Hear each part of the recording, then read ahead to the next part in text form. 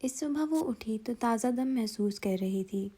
Mobile check کیا اور زیاد کی چیٹ دیکھی تو مسکرا دی۔ اس نے لکھا تھا کہ وہ شام میں اسے کال کرے گا۔ زیاد کو اس سے کیا کام ہو سکتا تھا؟ وہ یہی سوچتے ہوئے سنگار میں اس کے سامنے آئی اور آئینے میں اپنا عکس دیکھا۔ پھر دائیں بائیں چہرہ گھمایا، کوئی پمپل نہیں تھا۔ گڈ۔ بال جوڑے میں لپیٹتی وہ لاؤنج میں آئی تو ماں تخت پر بیٹھی بھنڈیاں کاٹ رہی تھیں۔ ایک ٹانگ موڑے، دوسری سیدھی لمبی کیے، درمیان میں پرات رکھے، سفید چکن کا دوپٹہ ہمیشہ کی طرح سر پہ لے کر کانوں کے پیچھے اڑس رکھا تھا۔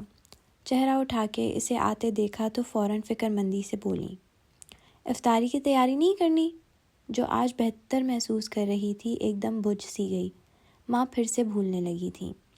ماں، ابھی صبح کے 10 بجے ہیں اور رمضان آنے میں ابھی 6 دن ہیں۔ وہ ان کے ساتھ تخت پر لیٹ گئی، گاؤ تکیے پر سر رکھ لیا اور پہلو کے بل کروٹ لے لی۔ پھر 2 انگلیوں سے وہ ماں کی کلائیوں میں موجود سونے کی چوڑیوں کو چھیڑنے لگی۔ ماں نے اس بات کو جیسے سنا نہیں، سر جھکائے بھنڈی کا سر قلم کرتے ہوئے بولی، ماہی سے کہو اٹھ جائے، کب تک سوتی رہے گی؟ ماہی کہاں ہوتی ہے ماں؟ تحمل سے یاد دلایا۔ وہ بار بار ماں کو بھول جانے والی اشیاء یاد دلاتی تاکہ ان کا ذہن خود سے کام کرنے کا عادی رہے۔ ہیں؟ ماں نے چہرہ اٹھا کے اسے دیکھا، تھوڑا سا سوچا، یاد کریں، ماہی کہاں ہوتی ہے؟ انگلی چوڑیوں کے اوپر سے گزاری، سونا سونے سے ٹکرایا، چھن چھن کی آواز آئی۔ کینیڈا کے صوبے برٹش کولمبیا میں، ماں نے سبق کی طرح دہرایا۔ برٹش کولمبیا کے کس شہر میں؟ 3 چوڑیاں ایک طرف کیں اور 3 ایک طرف، درمیان میں گیپ آ گیا۔ چلی ویک میں، ماں کا سبق مکمل ہوا۔ مالا انگلی سے چوڑیوں کو باری باری ساتھ ساتھ گزارنے لگی۔ ماں نے ایک دم سے بازو اٹھا کے اپنا موبائل اٹھایا تو ساری چوڑیاں پھسل گئیں۔ معید نے کھانا کھایا؟ انہیں یاد آیا، ساتھ ہی معید کو کال ملانے لگی۔ آج کل وہ ہر گھنٹے بعد معید کو کال کرتی تھی۔ ماں، معید بچہ نہیں ہے، کھا لے گا جب بھوک لگے گی، ریلیکس۔ ان کے چہرے پہ نرمی سے ہاتھ پھیرا۔ پتہ نہیں یہ ماؤں کا کیا معاملہ ہوتا ہے بچوں کے کھانے کو لے کر۔ شاید وہ تب تک اس بات کو نہیں سمجھ سکے گی جب تک اس کے اپنے بچے نہیں ہوں گے۔ شاید تب تک کوئی بھی یہ نہیں سمجھ سکتا۔ معید نے کال نہیں اٹھائی تو ماں نے فون رکھ دیا۔ تبھی وہ دوبارہ بجنے لگا، غیر شناسا نمبر تھا۔ ماں نے کال اٹھائی تو نگینہ آنٹی تھیں۔ ماں اسپیکر آن کر کے سنتی تھیں۔ فون ساتھ رکھ دیا اور سبزی کاٹتے ہوئے بات کرنے لگی۔ کیسی ہیں نگینہ بھابھی؟ وہ اسی طرح ان کے ساتھ لیٹی رہی، چوکنی سی، کہیں ماں کچھ الٹا سیدھا نہ بول دیں اور خاندان میں مشہور ہو جائے کہ حورے جہاں کو کوئی ذہنی مسئلہ ہے۔ حورے بھابھی، سچ کہوں تو مجھے آپ کی بیٹی کشمالہ بہت پسند آئی۔ اس کا رواں رواں کان بن گیا، سانس وہیں ٹھہر گیا۔ میرے بیٹے نے تو بس اپنی منگیتر کی موت کا غم سینے سے لگا لیا تھا، شادی کی بات پہ گمسم ہو جاتا تھا، مگر کل جب میں نے اس سے کشمالہ کا ذکر کیا تو پہلی دفعہ اس نے مجھ سے سوچنے کے لیے وقت مانگا۔ وہ زیر لب مسکرا کے چھت کو دیکھنے لگی۔ تو زیاد صاحب کو یہ کام تھا مجھ سے۔ میرے بس میں ہو تو میں ابھی کشمالہ کا رشتہ لینے آپ کے پاس آ جاؤں، لیکن زیاد بار بار کہتا ہے کہ میری اور کشمالہ کی زندگی بہت مختلف ہے، کشمالہ راضی ہی نہیں ہوگی۔ خیر، ہوگا تو وہی جو نصیب میں لکھا ہے، لیکن میں تو بہت خوش ہوں، پہلی دفعہ اس نے اتنے عرصے بعد اس پہلو پہ سوچنا شروع کیا ہے۔ نگینہ آنٹی ہر ماں کی طرح اتنے پہ ہی خوش تھیں۔ کشمالہ کی مسکراہٹ مدھم ہوئی، وہ اب بغور ماں کی تاثرات دیکھ رہی تھی۔ وہ ہوں ہوں کر کے سن رہی تھیں۔ اسے احساس ہوا ماں کے ذہن میں بات رجسٹر نہیں ہو رہی۔ درمیان میں معید کی کال آنے لگی تو ماں نے کال کاٹ کے اس کی کال اٹھا لی۔ یہ بھی ایک نشانی تھی، ایک دم سے گفتگو ختم کر دینا، یہ نارمل نہیں تھا۔ ان کو کسی نیورولوجسٹ کو دکھانے کی ضرورت تھی کہ ان کا ذہن کیوں ٹھیک سے کام نہیں کر رہا۔ اس شام کیف بیسمنٹ میں اپنے کمرے کے میٹرس پر بیٹھا تھا، دیوار سے ٹیک لگائے اسکیچ بک پر پینسل رگڑتا وہ کچھ بنا رہا تھا۔ بار بار چند لکیریں کھینچتا، پھر صفحہ پھاڑ کے مروڑ دیتا اور اس سے دور اچھال دیتا۔ اس کا موڈ خراب لگتا تھا، عجیب بے چینی پہ بے چینی تھی۔ تبھی سلیم دروازہ کھٹکھٹائے بغیر اندر داخل ہوا۔ کیف نے فوراً سے اسکیچ بک بند کر دی۔ دستک تو دے دیا کرو یار۔ مگر سلیم کا چہرہ ایکسائٹمنٹ سے سرشار تھا، آنکھوں میں چمک تھی۔ کھانے کی ٹرے اس کے سامنے رکھی اور وہیں میٹرس پر بیٹھ گیا۔ پتہ ہے وہ جو مالا باجی کی دبئی سے آنٹی آئی ہیں نا، نگینا آنٹی، ان کے بیٹے کو مالا باجی پسند آئی ہیں۔ امی کہہ رہی تھی لگتا ہے رشتہ ہو جائے گا دونوں کا جلد۔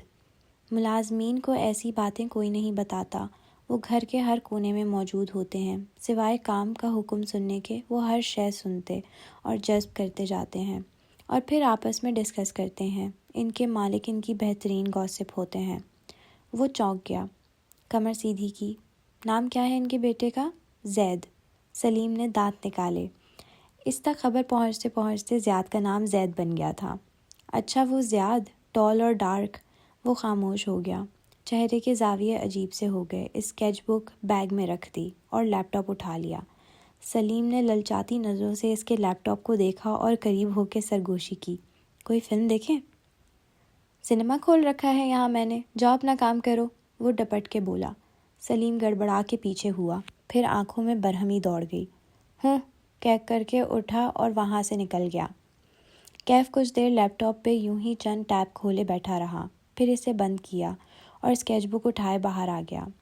ابھی عصر قضا نہیں ہوئی تھی، خوبصورت سی شام ہر سو پھیلی تھی۔ وہ گارڈ چیئر پہ بیٹھا اور گردن اوپر اٹھائی تو دیکھا کشمالہ اوپر ٹیرس پر بیٹھی دکھائی دے رہی تھی۔ اس نے بوگن ویلیا کے جامنی پھولوں کے رنگ جیسا لباس پہن رکھا تھا اور بال آدھے کیچر میں بندھے تھے۔ ہوا سے ایک لٹ بار بار گال تک آتی جسے وہ مسکرا کے پیچھے کرتی۔ ہینڈز فری کانوں میں لگائے وہ کسی سے بات کر رہی تھی، اس کی آواز یہاں تک نہیں آتی تھی۔ کیف نے موبائل نکالا اور چہرہ جھکا کے وائٹ ہیئر کی چیٹ میں ٹائپ کرنے لگا۔ ایک آدمی ہے، زیاد سلطان، دبئی سے آیا ہے، وہ کشمالہ مبین میں انٹرسٹڈ ہے، شاید شادی کرنا چاہتا ہے۔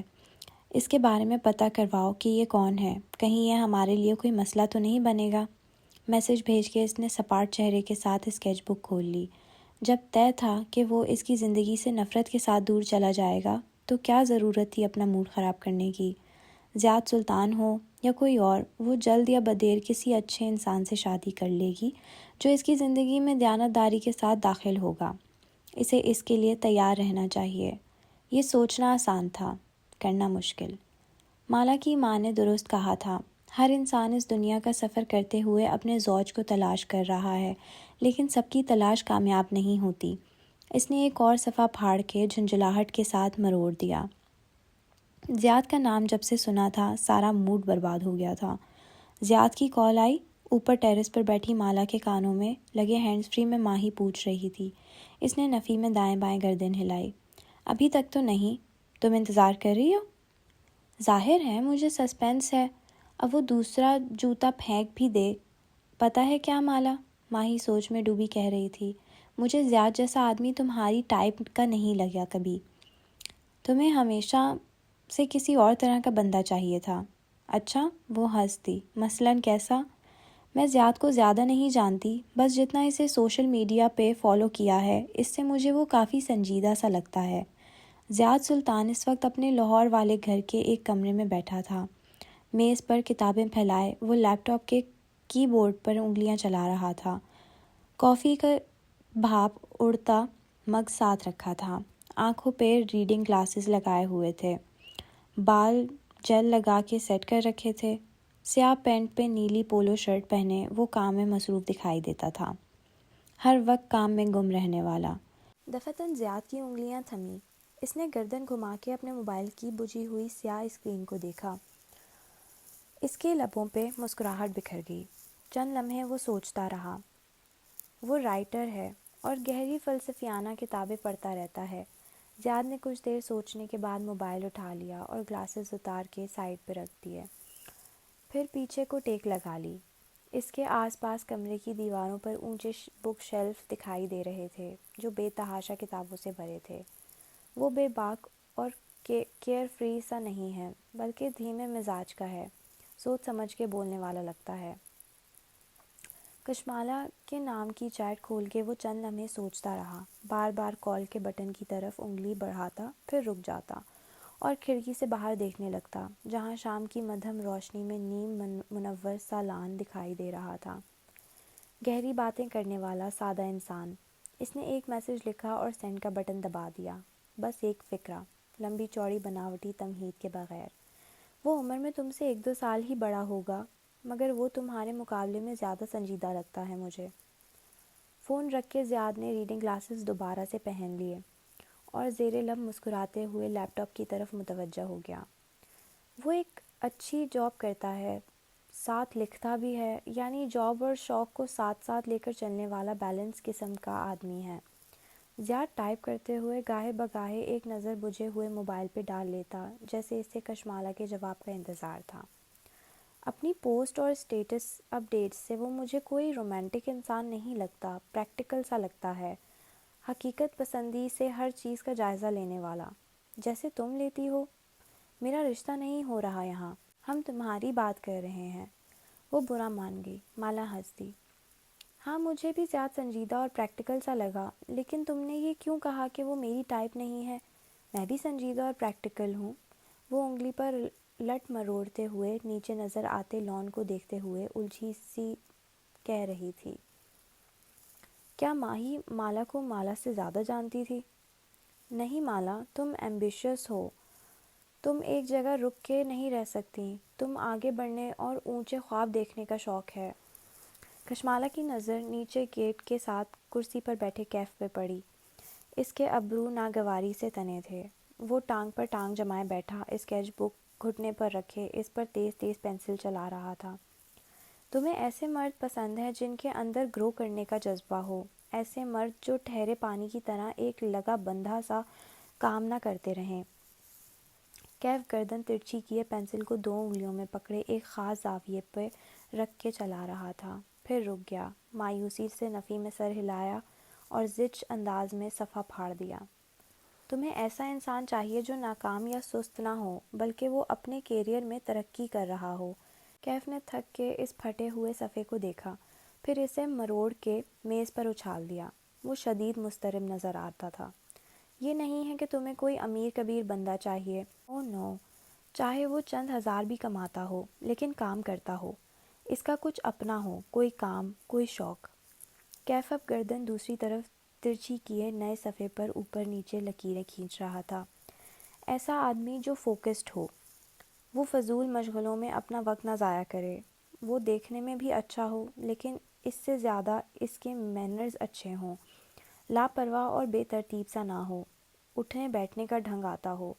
کیف کا فون بجنے لگا تو اس نے اسکیچ بک پرے ڈال دی، پیچھے ٹیک لگا لی اور ٹانگیں لمبی کر کے میز پہ ایک دوسرے کے اوپر رکھ دیں، پھر فون کان سے لگا لیا اور بات کرنے لگا۔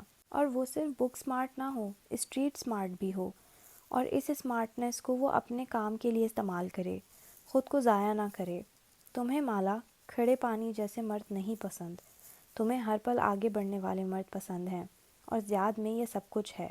وہ مسکرا کے گردن اٹھائے اوپر سیاہ آسمان کو دیکھنے لگی۔ ہاں، اس میں یہ سب ہے، لیکن وہ کچھ زیادہ ہی حقیقت پسند لگتا ہے مجھے اپنی باتوں سے۔ ایسے لوگ تھوڑے سے تلخ ہوتے ہیں، مگر سچے تو ہوتے ہیں نا، جھوٹے خوابوں میں تو نہیں رہتے۔ میرے پاس جتنے آپشنز ہیں، زیاد ان میں سے بیسٹ ہے۔ اس کے علاوہ میرے ارد گرد کوئی ایسا سمارٹ، قابل اور گڈ لکنگ مرد ہے ہی نہیں۔ گڈ لکنگ سے یاد آیا، یہ تمہارا ڈرائیور کیسا ہے؟ ماہی کی آواز میں تجسس سا بھرا۔ بخت بھی کہہ رہی تھی، شکل کا بہت اچھا ہے، بس زبان کافی لمبی ہے۔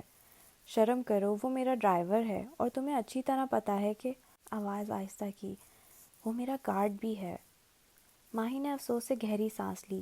تم گارڈ کیوں ہائر کرتی ہو مالا، جب تمہیں اور مجھے اچھی طرح معلوم ہے کہ تمہارے پیچھے کون پڑا ہوا ہے اور… اچھا چھوڑو، ماہی نے بات پلٹ دی۔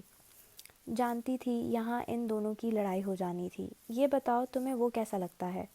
ڈرائیور ہی لگتا ہے بس۔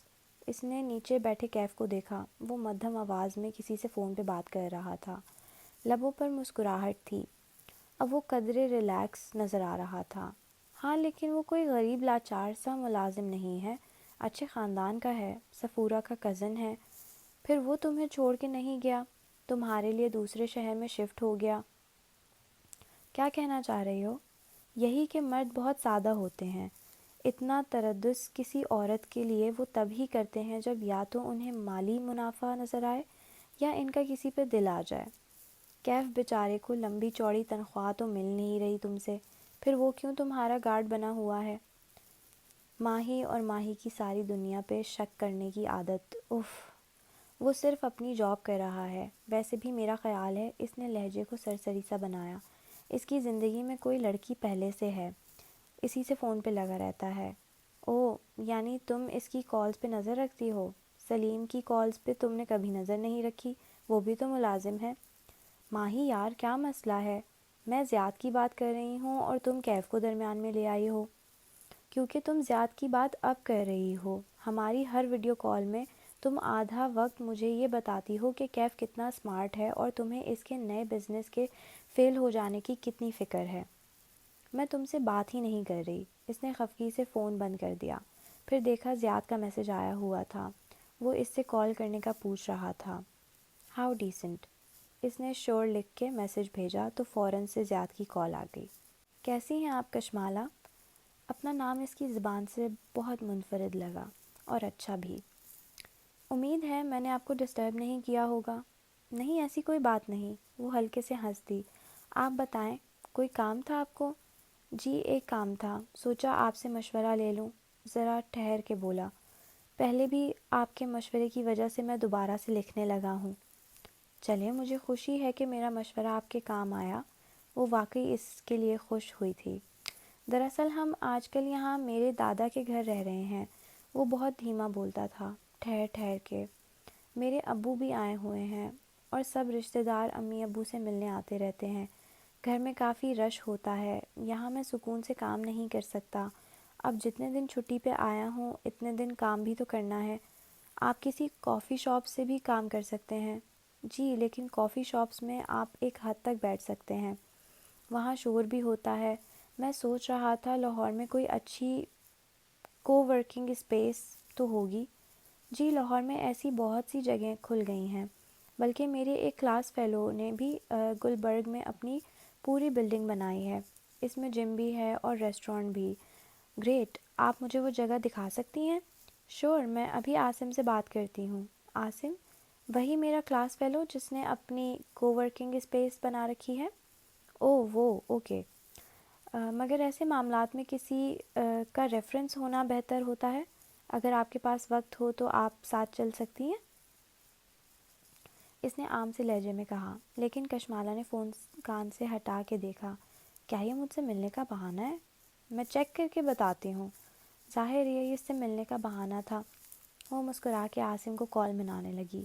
عاصم ظہیر اور اس کا کلاس فیلو تھا۔ ایک زمانے میں وہ شدید کمزور اور پڑھاکو ٹائپ لڑکا ہوتا تھا جو بہت شائع تھا، اور آج وہ ایک کامیاب انٹرپرینیور تھا۔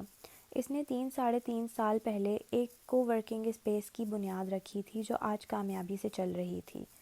اس کے بزنس گریجویٹ کلاس فیلوز کامیاب تھے یا ناکام، ایک وہی تھی جو کامیاب ہو کے ناکام ہوئی تھی۔ یہ ایسے دنوں میں سے ایک دن تھا جب ایک لمحے کے لیے دل کا موسم خوشگوار ہو جاتا اور دوسرے ہی لمحے سارے مسائل یاد آنے پہ طبیعت مقدر ہو جاتی۔ باہر کا موسم بھی کچھ اس طرح کا تھا، ایک دم گرمی ہو جاتی اور ایک دم سیاہ بادل چھا کے سارے میں اندھیرا کر دیتے۔ کیف ساری رات جاگنے کے بعد فجر کے بعد تھوڑی دیر سونے اپنے کمرے میں گیا تھا۔ گھنٹہ بھر سویا اور پھر واپس باہر آ گیا۔ اپنی کافی بنائی کیونکہ کڑک چائے اس سے کوشش کے باوجود بھی نہیں بنتی تھی، اور لیپ ٹاپ لیے گارڈ چیئر کی طرف آ گیا۔ آسمان گہرا نیلا تھا جب کیف نے لیپ ٹاپ کھولا۔ پھر وہ کافی کے گھونٹ بھرتے ہوئے کام کیے گیا، اور ساتھ ساتھ آسمان کی نیلاہٹ کم ہوتی گئی، یہاں تک کہ سنہری افشاں نے سارے میں اجالا بکھیر دیا۔ کوئی گھنٹے بھر بعد اس نے ذرا سا سستانے کے لیے لیپ ٹاپ بند کیا اور اٹھ کھڑا ہوا۔ تسبیح ہاتھ میں پکڑے وہ یوں ہی گھر کی چار دیواری کا چکر لگانے لگا۔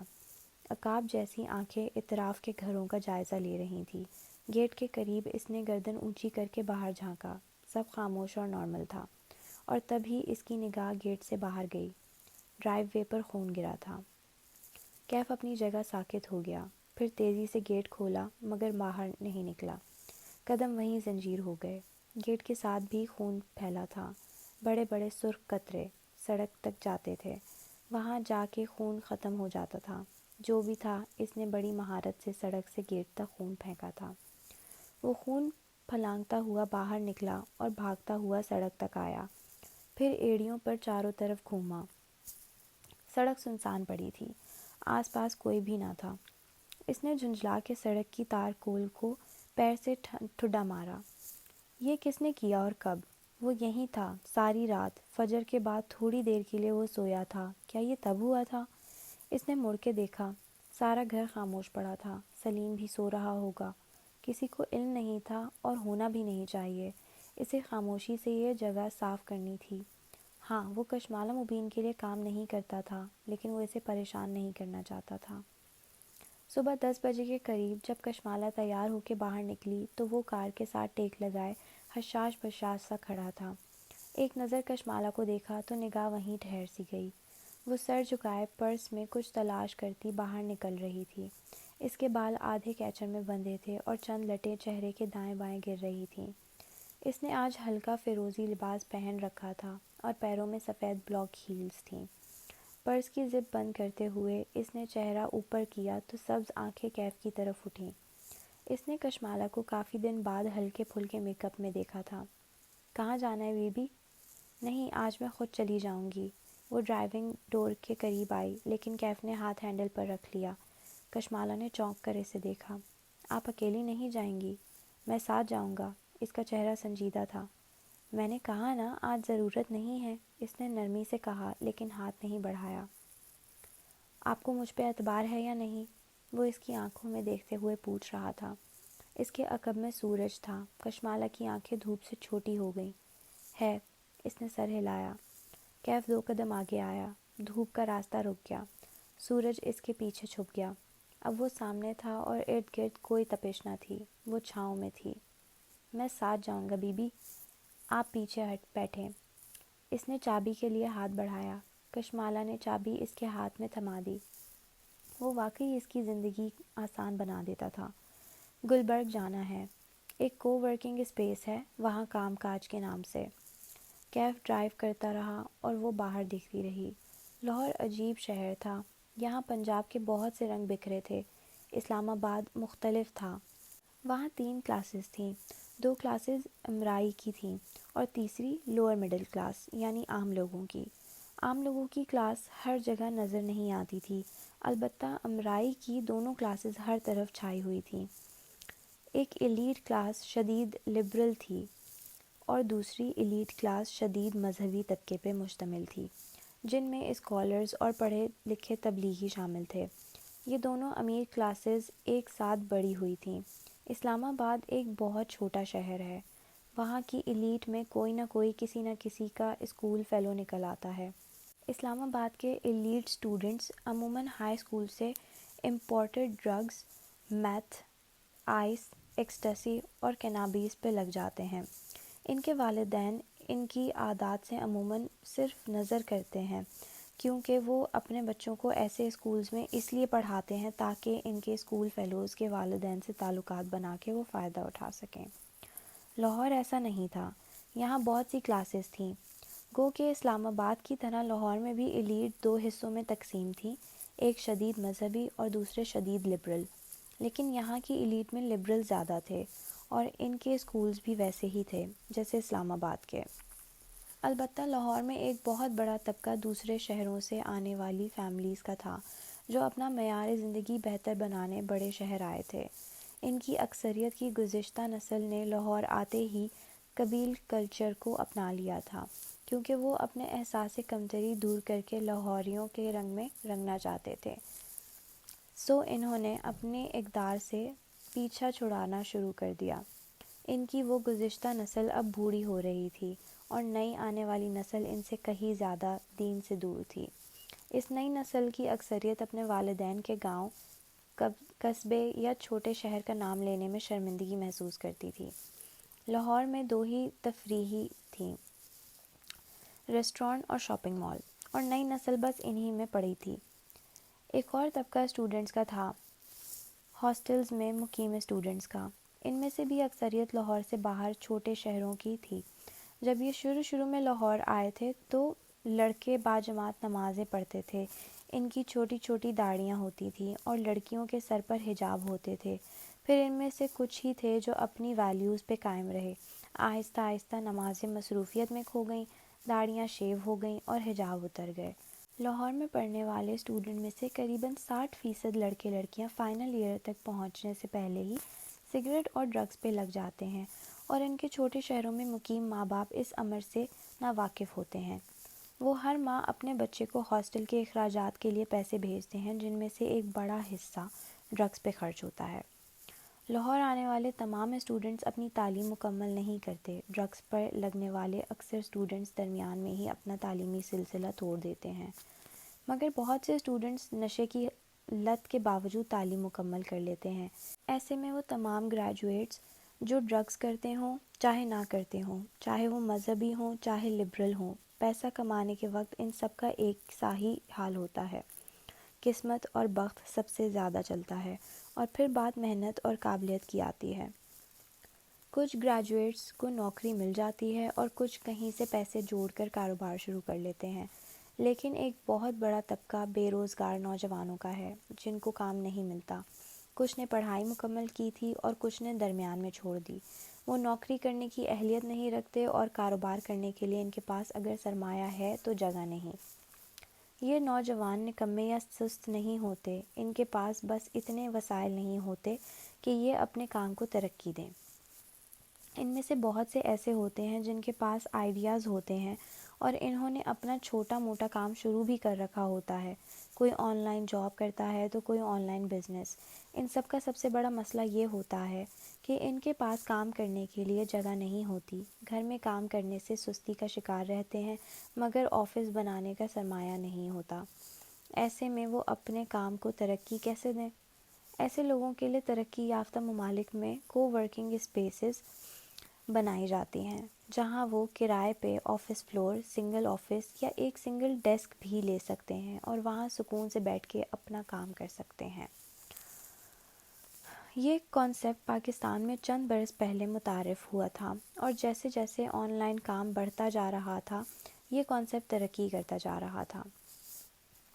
وہ ابھی اس وقت ایسی ہی ایک کو ورکنگ اسپیس کی طرف جا رہی تھی جو اس کے کلاس فیلو عاصم نے بنائی تھی۔ البتہ راستہ آسان نہ تھا، درمیان میں کسی مذہبی جماعت کا جلوس تھا اور روڈ بلاک تھا۔ تھوڑی دیر بعد کار رک گئی اور جب چند لمحے کے لیے آگے نہیں بڑھی تو کشمالہ نے جھنجھلا کے کیف کو دیکھا۔ کسی دوسرے راستے سے لے جاؤ، مجھے وقت پہ وہاں پہنچنا ہے۔ تھوڑی سی تاخیر اس قابل نہیں ہوتی کہ انسان اپنا موڈ خراب کرے کشمالہ بی بی، 10 منٹ اوپر لگ جائیں گے لیکن راستہ کھل جائے گا۔ وہ بے نیازی سے بولا۔ اس کے انداز میں ہمیشہ کچھ ہوتا تھا، جیسے وہ کسی سے نہیں ڈرتا، اس بات سے بھی نہیں کہ وہ اس کی بے تکلفی کا برا مان جائے گی، اور نہ جانے کیوں وہ برا نہیں مانتی تھی۔ کیف کا انداز کبھی بھی غصہ دلانے والا نہیں ہوتا تھا۔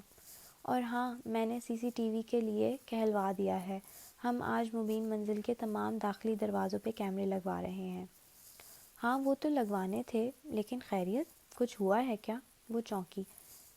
کیا ہم کچھ ہونے کا انتظار کریں گے؟ میں آپ کا گارڈ ہوں کشمالہ بی بی، یہ میری جاب ہے، وہ سامنے دیکھتے ہوئے کہہ رہا تھا۔ آج اس کا انداز قدرے مختلف تھا، جیسے وہ خود سے بہت کچھ طے کیے بیٹھا تھا۔ وہ خاموشی سے باہر دیکھنے لگی۔ کار ابھی تک رش میں پھنسی ہوئی تھی، دھوپ بھی تیز ہونے لگی تھی،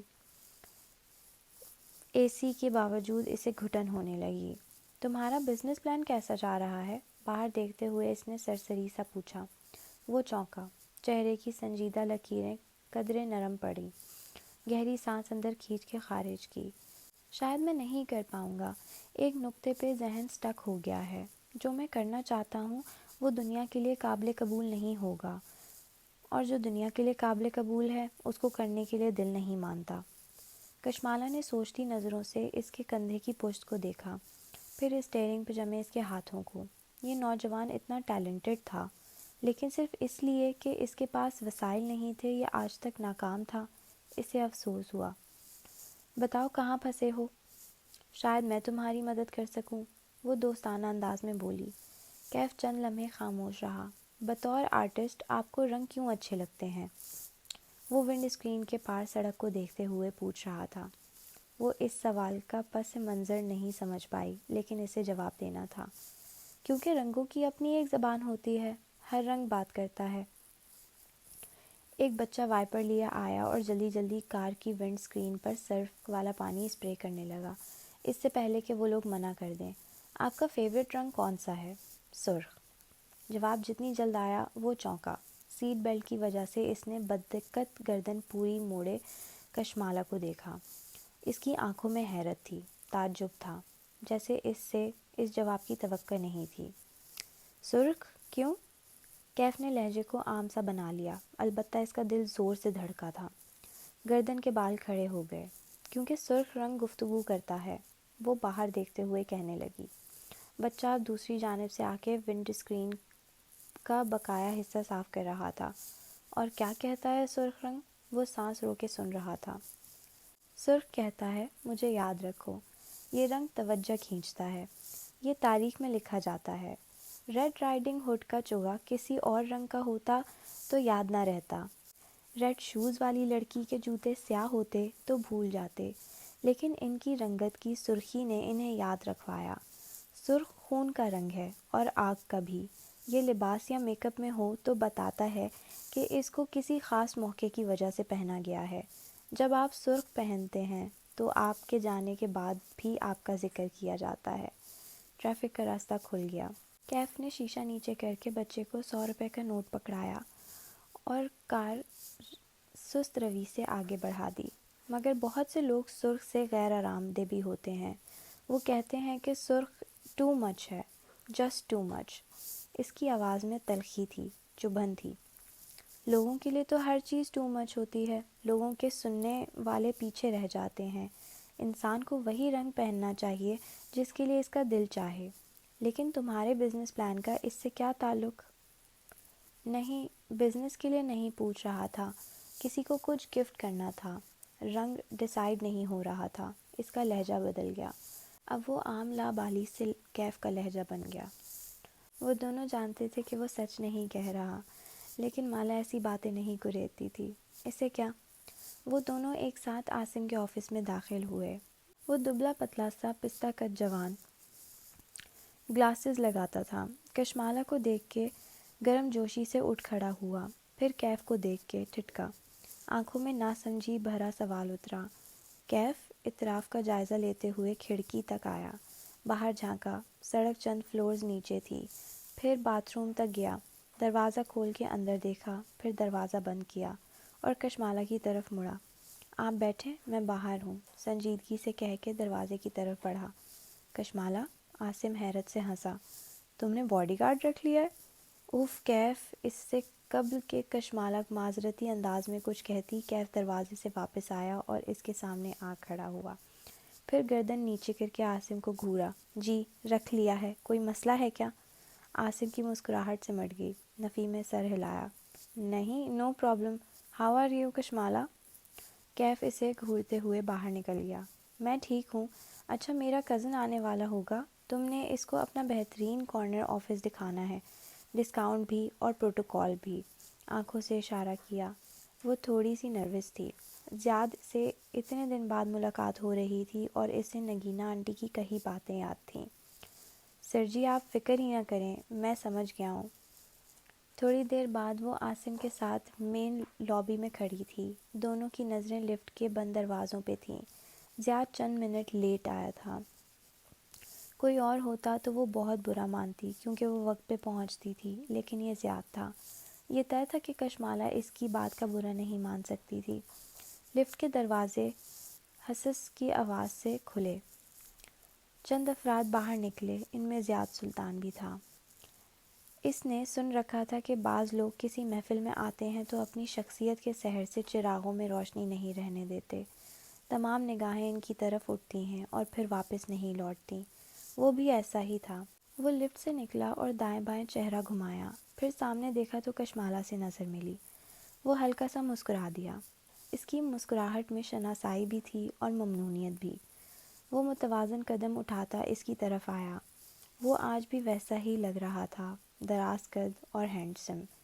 اس نے خاکی پینٹ پہ آدھے آستین والی نیوی بلو پولو شرٹ پہن رکھی تھی۔ گیلے بال ایک طرف کو جمائے اس کے سانولے چہرے پہ تازہ شیو کی نیلاہٹ تھی۔ اس کی نظریں کشمالہ سے ملی تو اسے لگا جیسے اس آدمی کی کمی تھی اس کی زندگی میں۔ وہ سب کچھ تھا جو وہ نہیں تھی۔ وہ ایک ہی چیز کے دو حصے تھے جو برسوں سے دنیا کا سفر کرتے ایک دوسرے کو تلاش کر رہے تھے۔ آپ کے آنے کا شکریہ کشمالہ، اس نے قریب آ کر اسے دیکھتے ہوئے وہ ممنونیت سے بولا۔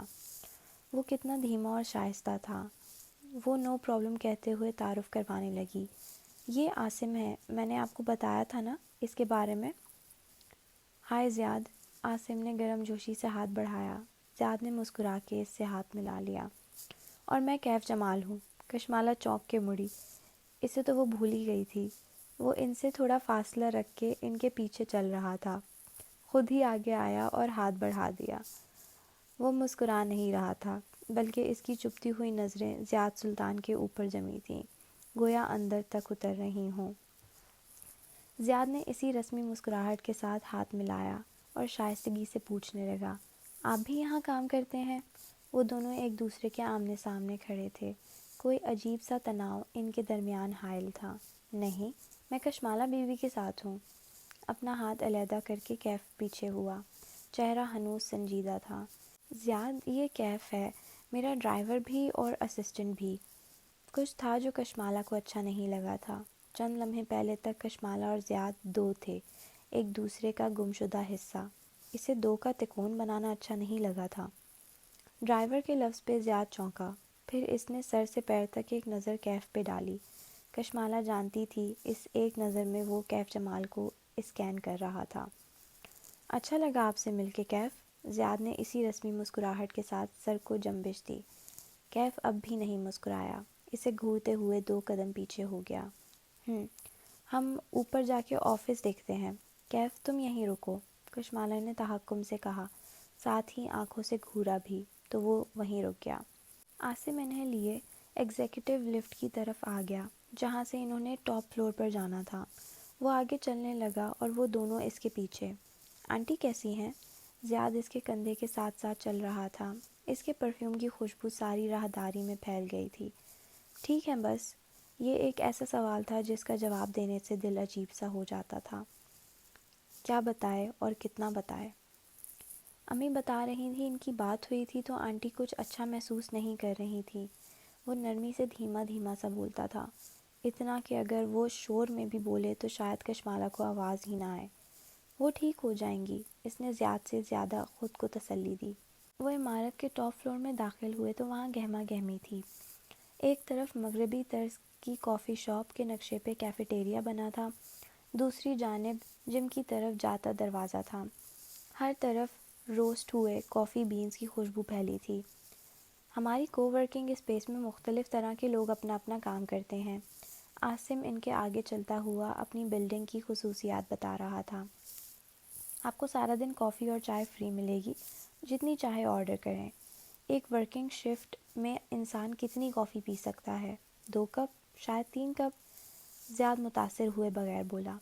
وہ جیبوں میں ہاتھ ڈالے اطراف کا جائزہ لیتے ہوئے قدم بڑھاتا رہا۔ عاصم خاموش ہو گیا، پھر دوبارہ ہمت کی۔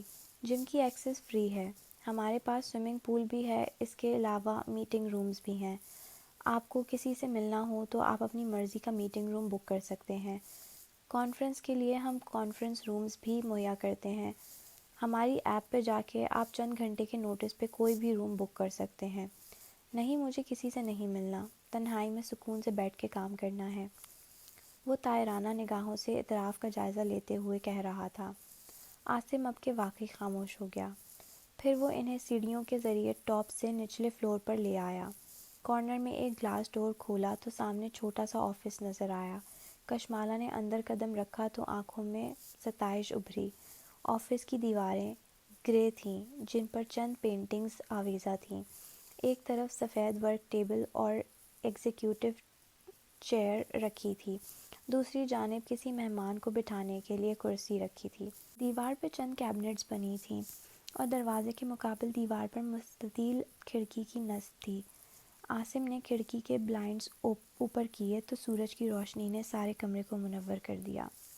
وہ ایک مغربی ممالک کے جیسا چھوٹا اور کوزی سا آفس تھا۔ زیاد آگے بڑھا اور کھڑکی سے نیچے جھانکنے لگا۔ آپ کو صرف آفس کے ماہانہ چارجز پے کرنے ہوں گے، چائے کافی کے علاوہ اے سی اور انٹرنیٹ بھی فری ہے، جتنا چاہے استعمال کریں۔ आसिम फ़ख्र से बताने लगा। औकात की भी पाबंदी नहीं, बिल्डिंग 24 घंटे खुली होती है। आप जब चाहें आएँ। बिल्डिंग में दाखिले के लिए आपका एक स्मार्ट कार्ड होगा। इसको स्वाइप करके आप दाखिल होंगे और वहाँ आपके ऑफ़िस की चाबी सिर्फ़ आपके पास होगी। प्राइवेसी और सिक्योरिटी का यहाँ पूरा ख्याल रखा जाता है। कशमाला मुस्कुरा दी। आसिम ने कितना अच्छा सिस्टम बना रखा था। वो गुलबर्ग में ऐसी 2 इमारतें यूं ही तो नहीं चला रहा था। इसे वाकई आसिम पर फ़ख्र हुआ। फिर कैसा लगा आपको ये ऑफ़िस? आसिम ने खंगार के पूछा। ज़ियाद खिड़की से नीचे झांक रहा था। इस साइड का व्यू काफ़ी डिज़ास्टरफुल है। देखें, यहाँ से सड़क भी टूटी हुई है और कचरे के ड्रम नज़र आते हैं। हम सड़क के इस हिस्से का कुछ कर नहीं सकते। ये तो इंतज़ामिया वालों का मसला है, ये हमारी जगह नहीं है ना। समझ सकता हूँ, लेकिन इस व्यू ने ऑफ़िस की खूबसूरती ख़राब कर दी है। वो जेबों में हाथ डाले अब गर्दन और ऊपर नीचे के अतराफ का जायज़ा ले रहा था। कशमाला की मुस्कुराहट मध्यम बढ़ने लगी। वो खामोशी से एग्जीक्यूटिव चेयर पर आके बैठी और टांग पर टांग जमा ली। अब वो बगौर ज़ियाद को ऑफ़िस का मुआयना करते हुए देख रही थी। दीवारों के कोने में सीम भी लगी हुई है। चंद हफ्तों में ये पेंट उखड़ने लगेगा। आपने लाइटिंग भी कम रखी है। ज़ियाद ने स्विच बोर्ड के बटन दबाए कि शायद मज़ीद बत्तियां जल जाएं, लेकिन छत की स्पॉटलाइट्स बस इतनी ही थीं। मैं लिखारी आदमी हूँ आसिम। मुझे जगह ऐसी चाहिए थी जो मुझे क्रिएटिविटी में मदद दे, ना कि मुझे घुटा घुटा सा महसूस करवाए। जैसे ये दीवारें, ये बहुत डार्क हैं। वो मायूसी से गर्दन उठाए इर्द गिर्द देख रहा था। व्यू भी ऐसा नहीं है जो जहन को फ्रेश करे। फिर आसिम को देखा और रस्मी मुस्कुराया। मैं आपको सोच के बताऊंगा, थैंक्स। आसिम का जोश झाग की तरह बैठ चुका था। इसने ढीले ढाले अंदाज में शुक्रिया अदा किया और मैं कॉफ़ी भिजवाता हूँ कह के बाहर चला गया। अब के ज़ियाद ने इसे देखा। फ़िरोज़ी लिबास वाली लड़की कुर्सी पर बैठी बूझी बूझी लग रही थी। मुझे लगा आपको ये जगह पसंद आएगी। आप गिल्टी क्यों फ़ील कर रही हैं? इसमें आपका कसूर नहीं है। और फिर मैंने इस जगह को रिजेक्ट नहीं किया, बस इतना कहा है कि सोचूंगा। वो खिड़की से हटा और कशमाला के सामने वाली कुर्सी खींच के बैठा। मैं असल में कुछ बेहतर की तवक्को कर रहा था, मगर अभी आसिम को इस बिल्डिंग को मज़ीद बेहतर बनाने की ज़रूरत है। खैर, वक्त के साथ सीख जाएगा। मुझे ये ऑफ़िस आपकी राइटिंग के लिहाज से मुनासिब लगा था। इसने ये नहीं कहा कि अगर माँ बीमार ना हो तो वो यही ऑफ़िस ले लेती और इसी से अपने नए काम का आगाज़ करती। इसे ये सारे मसाइल नज़र नहीं आए थे। क्यों? क्या वो चीज़ों की गहराई में नहीं जाती थी? आप ये जगह पहले देख चुकी थी? नहीं, मैंने आपके साथ अभी देखी है। और आपने 5 मिनट में इसको लेने का फ़ैसला भी कर लिया। वो मुस्कुराया। आपके बारे में मैंने एक अंदाज़ा लगाया था कि आप दूसरों को बहुत जल्द चांस दे देती हैं, एतबार भी जल्द कर लेती हैं। मैं ऐसे फ़ैसले नहीं करता। मैं वक्त लेता हूँ और सोच समझ के तमाम ज़ावियों से किसी चीज़ को परखता हूँ। कुछ था जो दरवाजे के दर्ज से रेंगता हुआ कमरे में दाखिल हुआ और इन दोनों के दरमियान हाइल हो गया। एक बददिली का एहसास जिसने इन दोनों के दरमियान जोश को ठंडा कर दिया। मैं वाइब्स पे चलती हूँ ज़ियाद। कंट्रोल चेयर पे बैठे लड़की ने कंधे उचकाए। अगर मेरी गट फीलिंग ये कहे कि ये काम दुरुस्त है तो मैं इसे कर लेती हूँ। गट फीलिंग हमेशा दुरुस्त नहीं होती। मसलन मेरे ऑफ़िस में कुछ दिन पहले एक लड़की आई। वो याद करके बताने लगा। वहाँ दुबई में इसने अपने माली हालात का जिक्र इतने अंदो हनाक अंदाज में किया कि मैं मुतासिर हो गया और शायद मैं इसे जॉब दे देता, लेकिन फिर मैंने सोचने के लिए वक्त लिया। बाद में तहकीक की तो मालूम हुआ कि इसके हालात ऐसे नहीं थे जैसा नक्शा वो खींच रही थी। मैं होती तो इसके लिए ये ऑफ़िस में जगह बना देती और इसको नौकरी दे देती, क्योंकि मेरी माँ कहती है कि जब हम दूसरों के लिए जगह बनाते हैं तो अल्लाह ताला हमारे लिए हमारी ज़िंदगी को शादा करता है। इसका अंदाज़ संजीदा था। कुछ था जो इसे अच्छा नहीं लग रहा था। सामने बैठा ज़ियाद मुस्कुराया। वो मैं देख सकता हूँ कि आप कैसे लोगों को जॉब दे देती हैं। कशमाला ने गहरी सांस ली। अब कि वो बोली तो अंदाज़ कदरे सख्त था। आपका इशारा मेरे ड्राइवर की तरफ है गालिबन। वो देखने में अच्छा भला लगता है, लेकिन ऐसा है नहीं। इसने 1 साल पहले एक कंपनी बनाई थी जो फ्लॉप हो गई थी और वो तब से बेरोज़गार और मकरूज़ है। میری جاب سے اس کے قرضے نہیں اتریں گے، لیکن کم از کم وہ کسی قابل تو ہو جائے گا۔ آپ مہربان دل کی مالک ہیں، اس لیے کسی نے آپ کے پاس آ کر اپنی مالی مجبوریوں کا ذکر کیا اور آپ نے یقین کر لیا۔ وہ مسکرایا، جیسے بڑا کسی بچے کی بات پہ مسکراتا ہے۔ آپ میری جگہ ہوتے تو کیا اس نوجوان کو جاب نہ دیتے؟ وہ کرسی پر آگے ہوئی اور آنکھوں کی پتلیاں سکوڑ کے اسے دیکھا۔ وہ سننا چاہتی تھی کہ وہ آگے سے کیا کہتا ہے۔ نہیں، میں اس نوجوان کو جاب بالکل نہیں دیتا۔ زیاد نے شانے اچکائے۔ کیونکہ میں دل سے نہیں، دماغ سے فیصلہ کرتا ہوں۔ مثلاً آپ کا ڈرائیور کم اسسٹنٹ کہہ رہا ہے کہ اس کے اوپر 1 سال سے قرضہ ہے۔ انٹرسٹنگ، مگر آئی فون جو ماڈل اس کے ہاتھ میں تھا وہ ابھی ستمبر میں ریلیز ہوا ہے۔ ایک قرضوں کا شکار آدمی 6,000 درہم 3 لاکھ روپے کا فون اٹھا کے نہیں گھومتا، نہ ہی وہ ٹام فورڈ کے جوتے پہنتا ہے۔ سرمئی دیواروں والے آفس میں ایک لمحے کے لیے سناٹا چھا گیا۔ میں اپنے اچھے برے کی پہچان کر سکتی ہوں۔ میرا ڈرائیور چاہے مہنگا فون اٹھائے، چاہے ڈیزائنرز جوتے پہنے، اگر وہ میرا کام ٹھیک کر رہا ہے تو یہ میرا مسئلہ نہیں ہے۔ آپ برا مان گئی، میرا یہ مطلب نہیں تھا۔ زیاد کے چہرے پہ معذرتی تاثر ابھرا۔ میں صرف ایک بات کہہ رہا تھا، کبھی کبھی کسی کی نصیحت سن لینی چاہیے کشمالہ، یہ انسان کو بڑے نقصان سے بچا لیتی ہے۔ زیاد سلطان کی گہرے مشاہدے کی وہ صلاحیت جو اسے اس دن متاثر کر گئی تھی، آج شدید بری لگی تھی۔ میں چلتی ہوں، مجھے کہیں پہنچنا ہے۔ کیا آپ کو مزید یہاں کچھ دیکھنا ہے؟ وہ گھڑی دیکھتی اٹھ کھڑی ہوئی۔ اس کی سبز آنکھیں اب بے تاثر تھیں اور پیشانی پر شکنیں تھیں۔ زیاد بھی کھڑا ہو گیا۔ نہیں، میں بھی چلتا ہوں، لیکن امید کرتا ہوں کہ ہم دوبارہ مل سکیں گے۔ پھر وہ رکا نہیں، اس کافی کے لیے بھی نہیں جو عاصم بھجوانا بھول گیا تھا غالباً۔ سر کے خم سے اسے خدا حافظ کہا اور لمبے لمبے ڈگ بھرتے ہوئے وہاں سے نکل گیا۔ کشمالہ نے اس سے لفٹ کے دروازوں کے پیچھے گم ہوتے دیکھا تو واپس بیٹھ گئی۔ کوہنیاں میز پر بچھا دیں اور چہرہ ایک بازو پر رکھ دیا۔ میز پر گرد کی ہلکی سی تہ لگی تھی۔ اس نے اس پہ انگلی سے لکیر کھینچی، دستک پہ نظریں اٹھائیں۔ کیف چوکھٹ میں کھڑا تھا۔ وہ ٹال اور ڈارک کہاں گیا؟ چلا گیا۔ وہ میز کی سطح پر لکیریں کھینچ رہی تھی۔ آپ اپسیٹ ہیں؟ غور سے کشمالہ کا چہرہ دیکھا۔ کچھ سوچ رہی ہوں۔ وہ انگلی سے گرد پہ چند حروف لکھ رہی تھی۔ MALA۔ کیا؟ وہ کھڑکی سے ٹیک لگا کے کھڑا ہو گیا۔ جاگرز کی کینچی بنا لی۔ وہ سیدھا کھڑا نہیں ہوتا تھا، ہمیشہ ایسے کھڑا ہوتا تھا، سینے پر بازو لپیٹے، ایک جوتا دوسرے کے آگے رکھے۔ کیف، اس جگہ میں تمہیں کیا خامیاں نظر آتی ہیں؟ بہت سی، گنواؤں؟ کشمالہ نے تھک کے اسے دیکھا۔ وہ عاصم کی کامیابی پہ خوش تھی اور یہاں سب کو خامیاں نظر آتی تھیں۔ کو ورکنگ اسپیس میں ڈیسک کے درمیان فاصلہ زیادہ ہونا چاہیے تھا تاکہ ہر ورکر کو اپنی پرائیویسی ملے، کیونکہ یہ اسپیسز ہمیشہ تب فلاپ ہوتی ہیں جب ورکرز خاموشی سے کام نہیں کر سکتے۔ لوگ یہاں جس سکون کے لیے آتے ہیں ان کو وہ ملنا چاہیے، ورنہ گھر میں ہی نہ کام کر لیں۔ وہ واقعی انگلیوں پہ گنوا رہا تھا۔ دوسرا، تمام ہالز میں آرکیٹیکچر کی تھوڑی سی غلطی ہے۔ بہت سی جگہ ڈیکور میں ضائع کی گئی ہے، بالخصوص کونے۔ وہاں بہت کوزی سے کارنرز بنائے جا سکتے تھے۔ کشمالہ نے ایک نظر کھڑکی کو دیکھا، پھر لائٹنگ کو، پھر گرے دیواروں کو۔ کیف نے ان میں سے کسی کا ذکر نہیں کیا تھا۔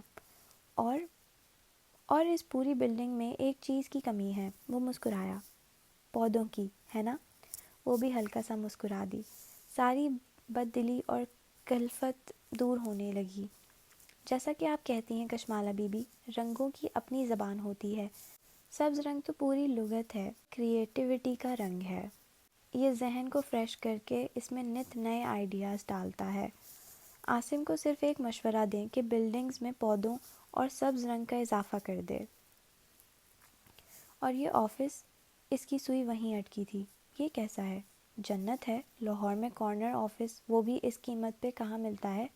میرے پاس پیسے ہوتے تو فوراً اس جگہ کو لے لیتا۔ تمہیں کم روشنی یا باہر کے منظر سے مسئلہ نہ ہوتا؟ وہ ہنس دیا۔ گال کا گڑا واضح ہوا۔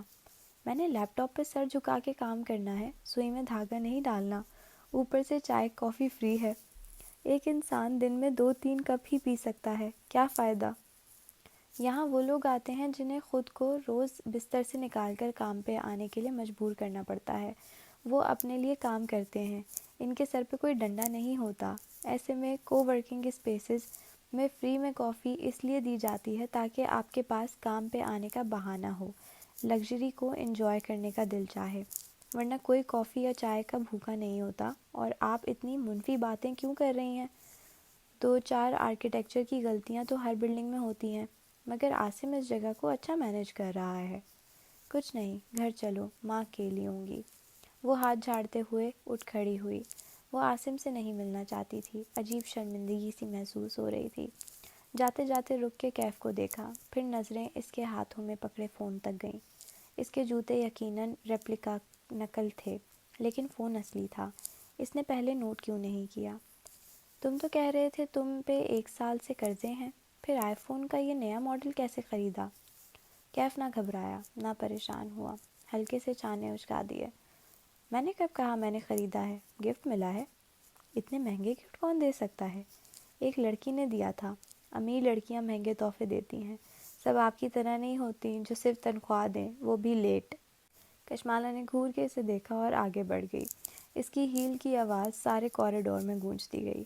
کیف نے سینے میں مکید سانس خارج کی، کوف سے اس فون کو دیکھا اور نفی میں سر ہلایا۔ وہ کتنا کچھ چھپائے گا اس سے۔